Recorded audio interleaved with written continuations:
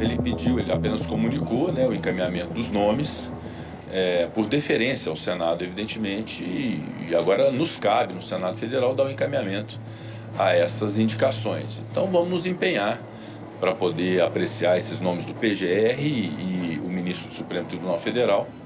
Apenas 2 dias separaram a tensão entre os 3 poderes no fim da última semana e o alinhamento visto entre Executivo, Legislativo e Judiciário no início desta semana. As alfinetadas da semana passada foram substituídas agora por discursos em tom ameno, demonstrações públicas de satisfação com as indicações de Lula para a Procuradoria-Geral da República e para o Supremo Tribunal Federal. O ministro Flávio Dino foi juiz de carreira, um conceituado juiz de carreira, foi secretário-geral do Conselho Nacional de Justiça, foi um bem avaliado governador do Maranhão. Eu acho que é uma escolha feliz de uma pessoa preparada. O professor Paulo Gonet Branco também é um conceituado professor, autor de um livro clássico, é um nome de alta qualidade técnica e ética e também acho que será uma escolha feliz. 2 grandes juristas, eu tenho a certeza que uma vez aprovados pelo Senado, ambos fortalecerão o nosso Estado democrático de direito. Se forem aprovadas as 2 indicações, Paulo Gonet pode ficar no cargo por 2 anos e terá missões atribuladas pela frente, como decisões sobre a CPI dos atos golpistas, decisões sobre a CPI da Covid e o suposto esquema de espionagem na ABIN. Flávio Dino, por sua vez, pode ficar no STF por 20 anos e terá que julgar pautas de grande repercussão, inclusive ações que têm o ex-presidente Jair Bolsonaro como foco. Depois do anúncio feito pelo presidente Lula, o ministro da Justiça agradeceu numa rede social. Dino escreveu: "O presidente Lula me honra imensamente com a indicação. Agradeço mais essa prova de reconhecimento profissional e confiança na minha dedicação à nossa nação." Em uma declaração, Gonet falou sobre a sua indicação para a PGR. "Agradeço a Sua Excelência, o senhor Presidente da República, pela honra que me confere ao indicar o meu nome ao Senado Federal para o cargo de Procurador-Geral da República."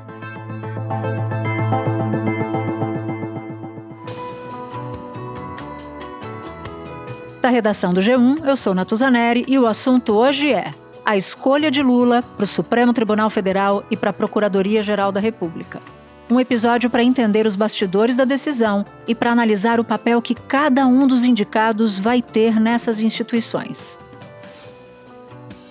Eu converso com Andréa Sadi, apresentadora do Estúdio I da Globo News e colunista do G1.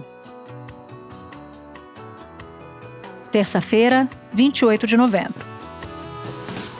Sadi, que loucura fazer você sentar nessa cadeira minutos depois que você saiu do ar. Eu sei que o assunto exige, a gente está falando de escolha para ministro do Supremo, a gente está falando de escolha de Procurador-Geral da República. Só para dar uma ideia aqui, antes da gente começar, da importância que tem um Procurador-Geral da República, no STF ele propõe ações que declaram que algo é inconstitucional, por exemplo.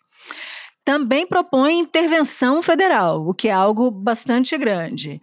Processa políticos com foro por prerrogativa de função ou foro privilegiado. Deputado, senador, ministro, presidente da República, essa coisa toda. No Superior Tribunal de Justiça também tem função o PGR. Isso sem falar do ministro do Supremo, que a gente vai falar ao longo da nossa conversa. Porque, olha, no STJ, o PGR pode pedir federalização de crimes contra direitos humanos, ações penais contra governadores, ou seja, é um poder imenso. Então, estou fazendo essa introdução para dizer que a sua chegada aqui, 10 minutos depois de você sair do Estúdio I, se justifica pelo dia de hoje em que Lula indicou o PGR e o ministro do Supremo Tribunal Federal. Então, minha amiga, já te agradeço, porque eu sei que o seu dia hoje está sendo intenso. Não, então, já quero de largada... É missão, né? Natuza chama missão. Já quero de largada te perguntar por que essas 2 indicações vieram justamente hoje, depois daquela confusão, daquela treta em tamanho família da semana passada entre Supremo Tribunal Federal e Senado Federal, e o governo acabou sendo devorado junto. Natuza, você falou uma coisa na abertura aqui que pouca gente observou, mas você sendo você já fez esse arremate, que é o seguinte: muita gente achava e dizia que o Lula ia fazer as indicações de forma separada. Você vai se lembrar disso. Eu cheguei a dizer isso em algumas oportunidades, que ele queria fazer de forma separada. E aí ele faz esse combão. Todo mundo dizia, eu lembro de apurar isso. Ele vai indicar a primeira prioridade que está na mesa dele é a PGR. Supremo pode ficar até pro ano que vem. A sorte é que a gente está escolada e a gente dizia, acho difícil o presidente deixar para depois uma indicação como essa do Supremo. Mas eu acho que, de fato, pegou de surpresa o combo do Supremo com a PGR. E agora eu vou entrar na resposta da sua pergunta, que é por que neste momento? A gente veio de uma semana, na semana passada, de uma crise que estava se desenhando, eu colocaria assim, e que Lula rapidamente chamou todos os agentes, atores aí dessa crise para conversar, para sentar e para dizer, calma, que vai ter para todo mundo. Claro que ele não falou isso dessa forma, mas o recado político, o gesto político que a gente pode tirar desse movimento, eu diria para você que é esse. O que gerou, abro aspas, perplexidade, tanto na base como no próprio Supremo Tribunal Federal, fecho aspas. Tem integrante do Supremo Tribunal Federal dizendo que não dialogará mais com as pautas do governo, em especial as pautas de interesse do governo no Senado, que estejam, de alguma maneira, vinculadas ao Supremo, enquanto Jacques Wagner for líder. Esse é o grau de irritação. Ele chamou para sentar os ministros do Supremo na quinta-feira lá no Palácio da Alvorada. E aí, nessa reunião, depois da aprovação da PEC no Senado, que limita poderes dos ministros do Supremo, ele indicou para esses ministros que ele ia fazer exatamente o que ele fez hoje. Olha, gente, eu não tenho nada a ver com a PEC do Senado, mas aproveitando, tem o Dino e o Gonê, o Supremo para a PGR. Vocês acreditam nisso? Então, assim, acho que teve Olha o que eu me lembrei. Olha o que eu me lembrei. E já tinha dado a indicação, porque eu conversei com algumas fontes ontem, no domingo, me dizendo que ia acontecer nesta segunda-feira. Na própria sexta já estavam me dizendo isso. Então, assim, ele aproveitou essa confusão para fazer sinalizações. Então, chama os ministros, disse que não tinha nada a ver com a PEC, que não foi avisado pelo Jacques Wagner, que pouca gente acreditou, porque você sabe bem, Wagner e Lula são muito próximos, mas foi o que o presidente disse aos ministros, e confirma ali que vai sair o Dino e o Gonê, que eram nomes muito benquistos e apoiados por esses ministros. Mas como eu disse, Natuza, no Estúdio E esses dias, não é que ele agrada apenas aos ministros do Supremo, ele agrada também. Mas são escolhas do presidente da República, principalmente no caso do Dino.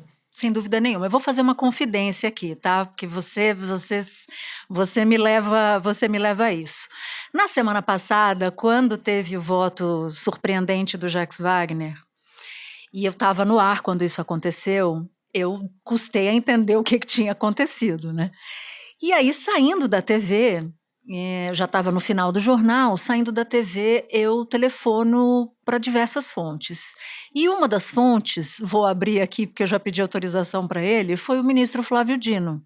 E quando toca o telefone e ele atende, ele não estava sabendo ainda do que tinha rolado. E aí a primeira coisa que eu digo para ele foi o seguinte: parabéns, ministro. Acho que a sua indicação para o Supremo Tribunal Federal acaba de ser sacramentada pelo Jacques Wagner. Ele, por quê? Eu falei, por quê? Ele acabou de votar a favor da PEC que tira poderes do Supremo ali nas decisões monocráticas. Isso vai deixar o pessoal do Supremo fulo da vida e o Lula vai ter que contemporizar. E acho que uma forma de contemporizar, além de indicar o Paulo Gonê para a PGR, o que já estava mais ou menos, estava praticamente certo, eu estou achando que você vai entrar nesse combo. Dito e feito, Sadi.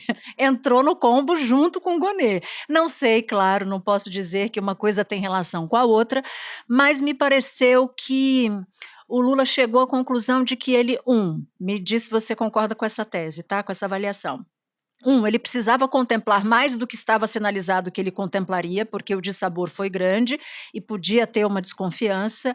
E 2, acho que o Lula também chegou à conclusão de que ele precisava de um líder, alguém que liderasse no Supremo, para além de Gilmar Mendes e Alexandre de Moraes. Porque em que pese eles sejam muito próximos, Gilmar, Dino e Alexandre de Moraes, o Dino tem uma posição de liderança ali. Eu acho que em alguns momentos pode até ser um contraponto no STF. O que te parece essa avaliação? Faz sentido para você? Faz totalmente sentido e vou complementar. O primeiro nome indicado por Lula, que foi Cristiano Zanin, não tem esse perfil de liderar e de fazer um embate ou de falar publicamente. Pelo contrário, ele é um defensor de quanto menos o Supremo falar, melhor. O que não é o perfil do ministro Gilmar Mendes, tampouco do ministro Moraes e tampouco agora do ministro que vai ser sabatinado, mas que foi indicado, o Flávio Dino. Flávio Dino de Castro e Costa nasceu em São Luís do Maranhão e tem 55 anos. É formado em Direito pela Universidade Federal do Maranhão e é mestre em Direito Público pela Universidade Federal de Pernambuco. Em 1994, se tornou juiz federal da Primeira Região e assim permaneceu por 12 anos. Flávio Dino trocou a magistratura pela política em 2006, quando foi eleito deputado federal pelo PCdoB. Em 2010, Dino se candidatou ao governo do Maranhão. Terminou em segundo. Nos 4 anos seguintes, ele presidiu a Agência Brasileira de Promoção do Turismo, a Embratur, no governo Dilma Rousseff. Em 2014, Dino voltou a se candidatar ao governo do Maranhão. Ganhou em primeiro turno e governou por 2 mandatos consecutivos, de 2015 a 2022. Em 2021, Dino trocou o PCdoB pelo PSB, atual partido do vice-presidente Geraldo Alckmin. Em 2022, foi eleito senador e, em seguida, convidado por Lula para assumir o Ministério da Justiça.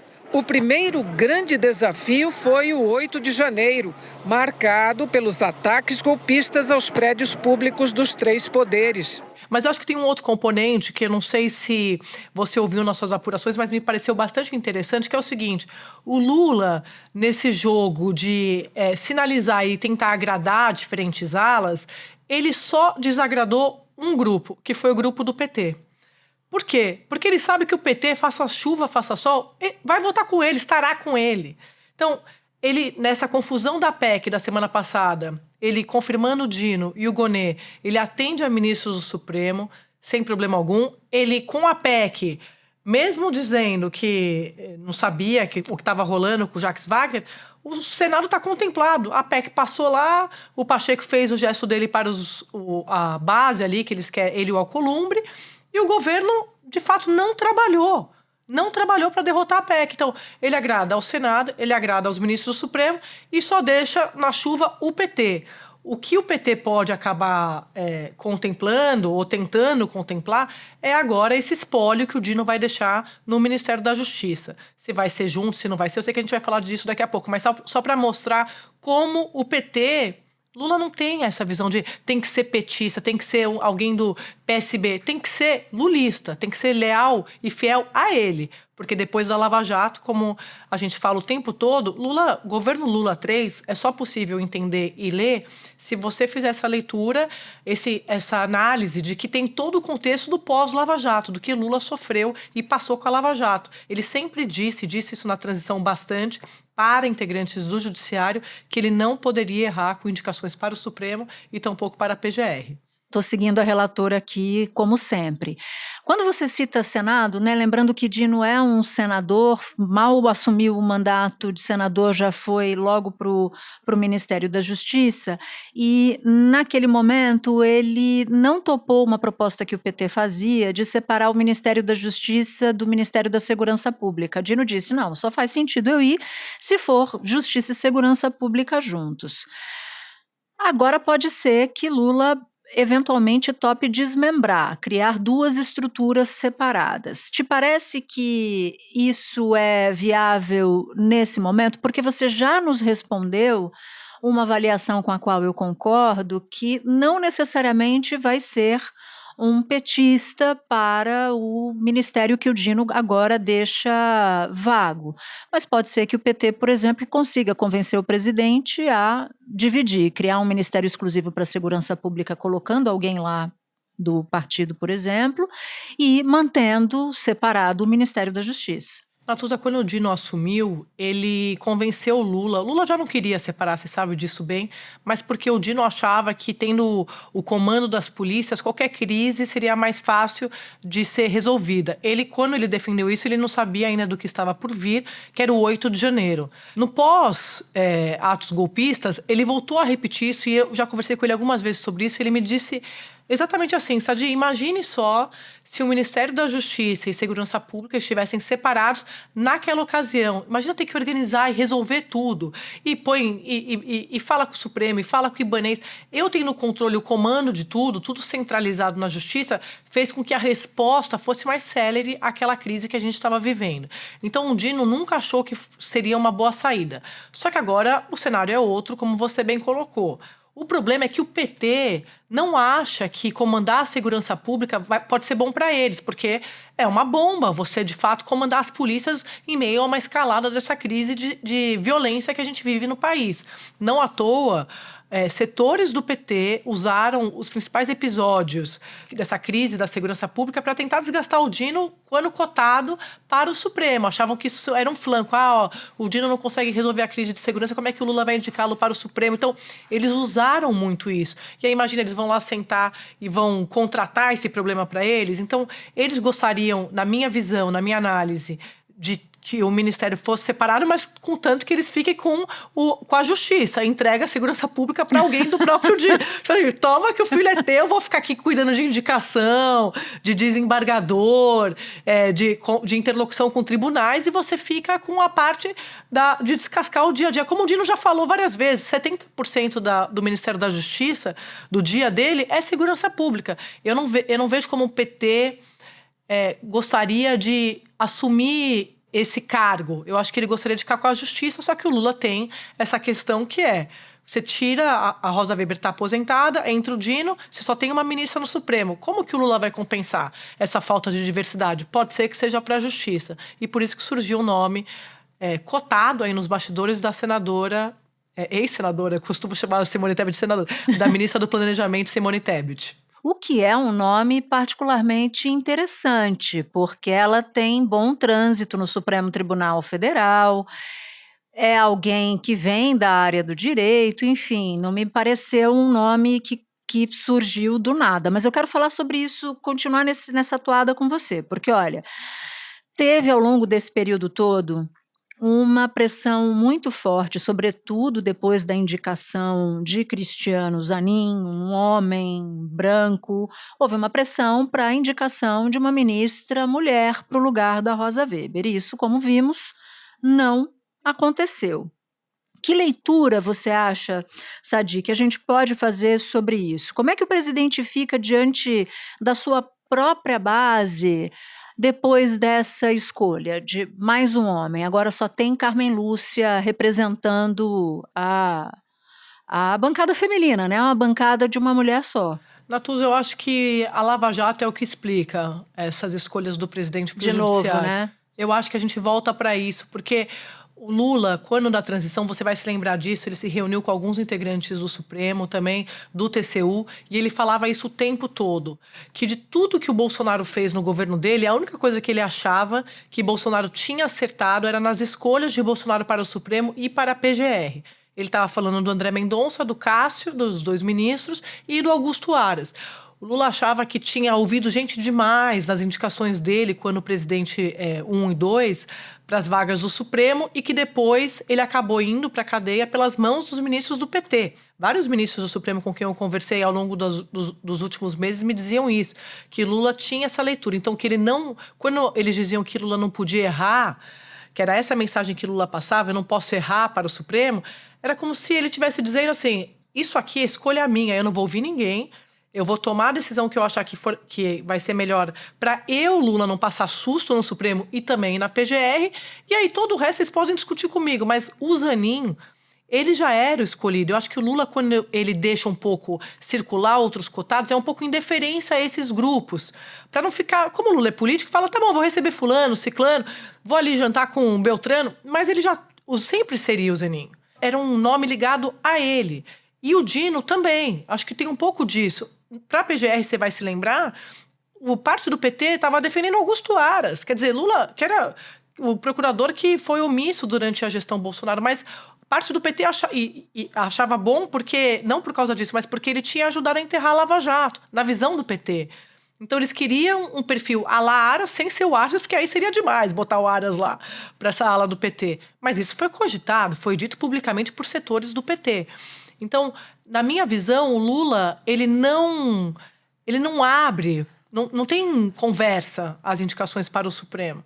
E no caso do Dino e do Zanin, tem um outro componente que eu vi que eu acho interessante contar aqui para os assunters, que é o seguinte, quando ele indicou o Zanin, Natuza, eu sempre perguntei isso, mas o que ele pediu pro Zanin? Não pediu nada, pediu pro Zanin ser o Zanin, ser justo com ele, ser fiel a ele, Zanin, né? Mas na cabeça do Lula, isso é muito bom, né? Quando os integrantes do Supremo fazem essa leitura, mas me pareceu bem coerente. O Lula via como um pouco de um recado, quase que como se fosse uma resposta para o Sérgio Moro, porque ele estava na presidência da República, o Zanin estava indo para o Supremo e o Zanin ia para o lugar onde o Moro queria estar. E nas duas vias, no Supremo como ministro e depois como presidente da República. Então é como se o Lula estivesse dando uma resposta para aquele caso do Moro. Com o Dino, ele repete esse modus operandi, mas em resposta aos bolsonaristas golpistas. Como se ele falasse assim, vocês estão criticando o Dino, estão atacando o Dino, porque ele foi à frente, ele foi à linha de frente do combate aí dos atos golpistas, então tomem mais Dino, agora no Supremo. Nós vimos a manifestação de um ódio contra instituições que foram tão duramente atacadas nos últimos anos. A exemplo do Supremo Tribunal Federal. As senhoras e os senhores que viram imagens, a nação brasileira que viu imagens, viu a materialização e o efeito do discurso de ódio que não era anedótico, como nós alertamos esses anos todos. Ele foi chamado várias vezes para dar explicações no Congresso sobre as investigações do 8 de janeiro. Espera um pouquinho que eu já volto para continuar minha conversa com a Andréia. Acho interessante isso, né? Porque o Dino fez um movimento bumerangue, porque ele era magistrado, deixa a magistratura, se candidata em 2006 a um cargo público, a deputado federal, e depois, em 2007, depois de eleito, ele larga a magistratura. E agora ele está voltando para o lugar de onde ele saiu, porque trocou esse lugar pela política. Então eu fico me perguntando, tentando sondar que papel Dino vai jogar no Supremo Tribunal Federal. Porque a gente sabe, por exemplo, que ele não é um Cristiano Zanin, que fala pouco, fala nos altos, ele fala bastante. Ele também é de uma corrente progressista, né? Gilmar Mendes e Alexandre de Moraes, em que pese, a depender do julgamento, tenham ali posições até mais progressistas do que um ministro clássico de pensamento conservador, ainda assim os dois vêm de um campo conservador, eles são originários num campo mais conservador.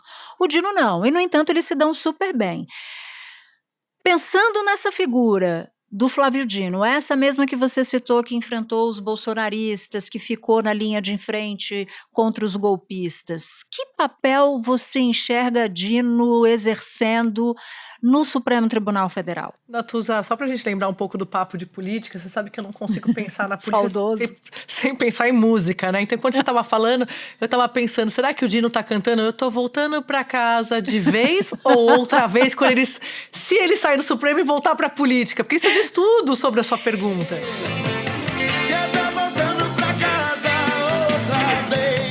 Eu acho que eu estou voltando pra casa outra vez e não descarto que ele não descarto que ele cante essa música de novo lá na frente para voltar para a política. Eu tô com você. Porque, pra gente lembrar, o Dino, ele é defensor da PEC do mandato fixo para ministros do Supremo. Quando ele foi deputado federal, em 2009, ele apresentou uma PEC para que os ministros do Supremo tivessem mandato fixo de 11 anos. Recentemente ele esteve no Estúdio I e eu perguntei isso para ele, ele repetiu. Eu continuo defendendo. Só que, claro, se essa PEC passar, ela não pode ser retroativa. Então teria que passar antes do Dino virar, de fato, ser sabatinado e aprovado pelo Senado. Minha visão, tá, Natuza? Eu não sei, assim, é muito difícil a gente fazer essa futurologia na política. Mas o Dino, ele tem um perfil político, a essência dele ser política. Você, quando você faz essa pergunta, o que você acha, o que ele vai ser dentro do Supremo? Ele é um animal político. Eu acho que ele vai continuar tendo esse perfil político. Você sabe que quando começaram as especulações de que ele era favorito para o Supremo, ele teve uma conversa com a esposa dele, e aí ele falando, olha, tá saindo isso na imprensa e tal, mas Lula não falou nada disso comigo, deixando claro que é a versão, né, dos interlocutores do ministro. Sim. E aí, disse que a esposa falou pra ele assim, era só o que faltava. Porque aí você vai sair da política, que é o que você ama fazer, do embate, do confronto político, do debate político. E aí você vai pra magistratura e aí quem vai sofrer sou eu. Você vai ficar triste, vai ficar reclamando e tal. E aí eu fiquei pensando sobre isso quando me contaram. E eu falei, mas ele não vai deixar de fazer política. Porque hoje o Supremo, como a gente está vendo, por exemplo, até na reação a essa PEC que foi aprovada no Senado, ele teve um papel político, Natuza. É inevitável que o Supremo desagrade segmentos políticos, econômicos e sociais importantes, porque ao tribunal não é dado recusar-se a julgar questões difíceis e controvertidas. Tribunais independentes e que atuam com coragem moral não disputam torneios de simpatia. Esta casa não é composta por covardes. Este Supremo Tribunal Federal não admite intimidações. A discussão de ideias, o aprimoramento das instituições são importantes instrumentos da democracia, mas não quando escondem insinuações, intimidações e ataques à independência do Poder Judiciário e, principalmente, a independência desse Supremo Tribunal Federal. Eu acho que você tem aí, o fato dele ser político, acho que a natureza política dele lhe confere credenciais de bom negociador, né? Num momento de crise, de cristais muito pontiagudos ou até mesmo quebrados, trincados, como a gente tem visto nas relações institucionais do Supremo com outros poderes ao longo dos últimos anos, talvez alguém com esse perfil possa ajudar. O meu único receio ali, nesse perfil político, é que se naturalize o judiciário como um ambiente para fazer política, né? Eu acho que o judiciário é um ambiente para fazer justiça, ainda que você possa usar a sua habilidade política para exercer melhor a sua função de magistrado. Faz sentido o que eu estou falando? Faz totalmente sentido. Eu não sei se se os ministros, depois principalmente da pandemia e dos atos golpistas e das ameaças ao Supremo, eu acho que você tem razão de não normalizar, mas eu acho que a gente viu muitas posições respondendo à política. Verdade. Porque eles não tinham muita saída ali. Como é que era isso ou não defender a democracia? Então, eles precisaram defender a democracia usando um tom político. Teve um tom político. Que era Bolsonaro atacando, eram os bolsonaristas, golpistas tentando ameaçando as instituições e depredando o prédio do Supremo. Acho que ali foi um divisor de águas. Chama muita atenção a pichação na fachada do STF, dos 3 prédios, disparado, o STF foi o mais agredido e tem uma questão também conceitual por trás disso, porque o STF é um alvo desses radicais. Não só os vidros quebrados, a parede pichada, o plenário absolutamente destruído, as cadeiras arrancadas, né? Como o armário do próprio ministro Alexandre de Moraes, armário em que fica guardada a toga dele, a porta arrancada, que foi um dos símbolos que os radicais fotografaram durante toda essa ação. Entraram no plenário do STF com a mesma sanha destruidora. Pisaram as poltronas, jogaram longe livros, rasgaram documentos e quebraram cadeiras e objetos pessoais dos 11 ministros da Suprema Corte Brasileira. Seguiam registrando tudo com os celulares em gritos desafiadores ao poder público e de exaltação da vitória da barbárie contra a democracia. Olha o STF! Aqui, ó! Olha! Acho que esse perfil político, com o Dino, ele se acentua no Supremo. Eu acho que você tem razão e acho até que será temerário, como a gente disse, né? Você mesma falou, olha, a música eu tô voltando para casa outra vez e nós duas aqui concordamos que a gente não descarta lá na frente, daqui a alguns anos, que o Dino resolva voltar para a política, eventualmente com uma candidatura à presidência da República. A gente só precisa ficar vigilante para que não se tenha uma deformidade em que se use o cargo de juiz para fazer política com vistas a um cargo eletivo, né? Essa é uma observação que a imprensa toda vai ter que ficar fazendo em relação ao Flávio Dino, se e somente se lá na frente vier alguma possibilidade de disputar um cargo político. Mas, André, eu queria falar com você sobre o Paulo Gonet, porque, veja, tem uma coreografia curiosa aí nessa história. O governo Lula é um governo de esquerda, centro-esquerda. O Congresso é um Congresso conservador. O ministro do Supremo indicado por Lula nesta segunda-feira, que é o horário que a gente grava, que é o dia que a gente grava, é um ministro de esquerda, progressista. E o Procurador-Geral da República é conservador. Como é que vai ficar esse choque, Andréia? O que isso nos diz quando a gente tem aí essa diversidade, ministro do Supremo progressista e PGR conservador? Natuza, eu tô rindo aqui porque, diferentemente do Dino, o Paulo Gonet, sabe aquela situação que você tá numa relação, não tá apaixonado, você não apaixonou, são vários candidatos, mas é o que tem. O Gonet é diferente do Dino nesse sentido, pelo menos na minha apuração, não sei se você concorda, porque Concordo. O Lula não se apaixonou, ele até chegou a dizer assim, eu não amei ninguém.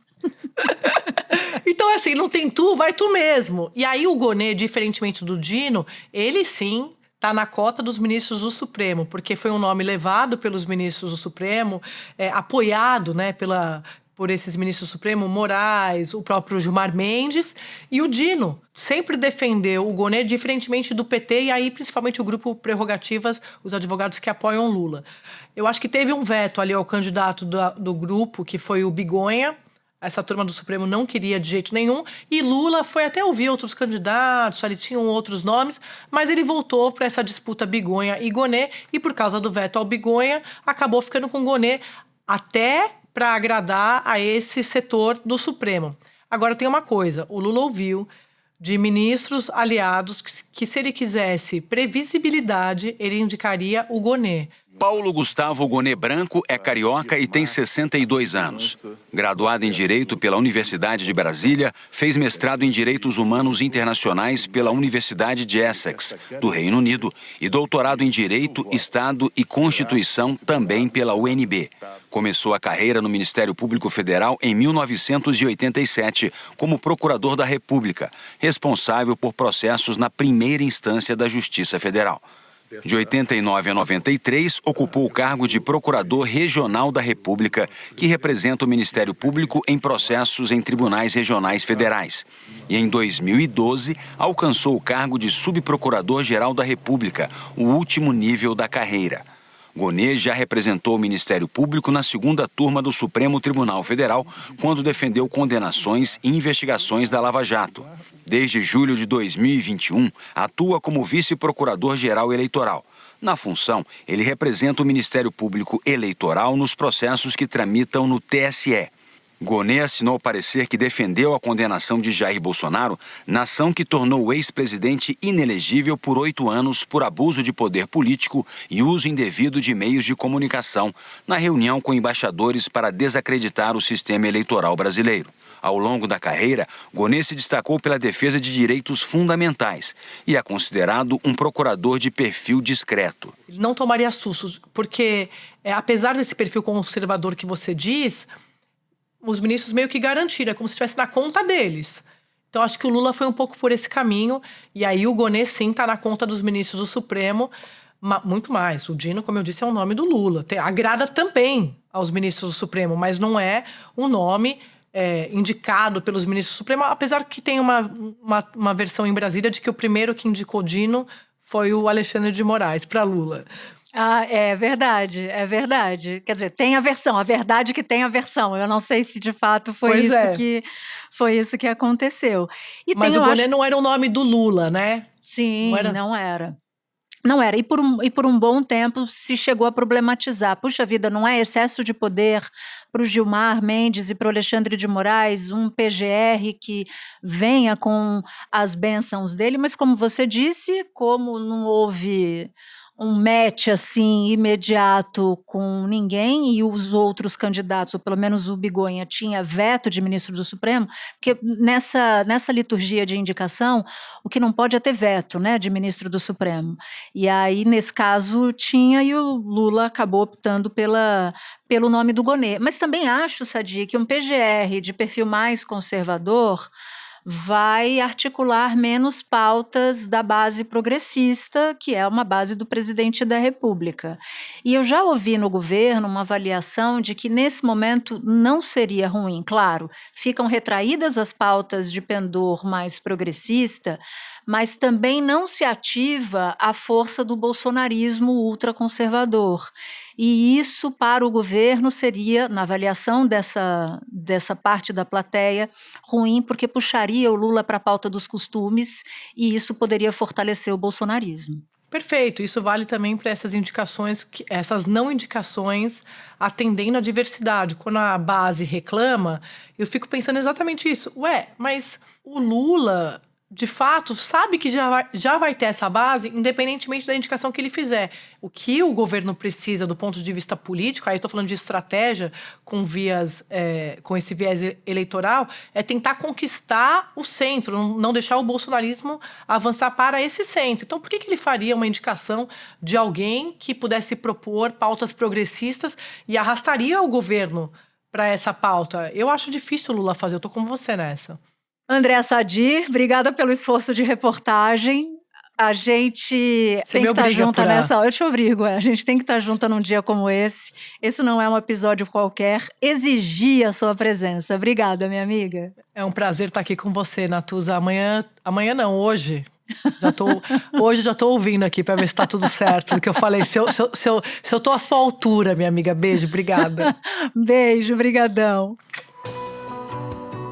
Este foi o Assunto, podcast diário disponível no G1, no Globoplay, no YouTube ou na sua plataforma de áudio preferida. Comigo na equipe do Assunto estão Mônica Mariotti, Amanda Polato, Lorena Lara, Luiz Felipe Silva, Gabriel de Campos, Thiago Kazuroski, Felipe Neri e Etos Kleiter. Eu sou Natuza Neri e fico por aqui. Até o próximo assunto.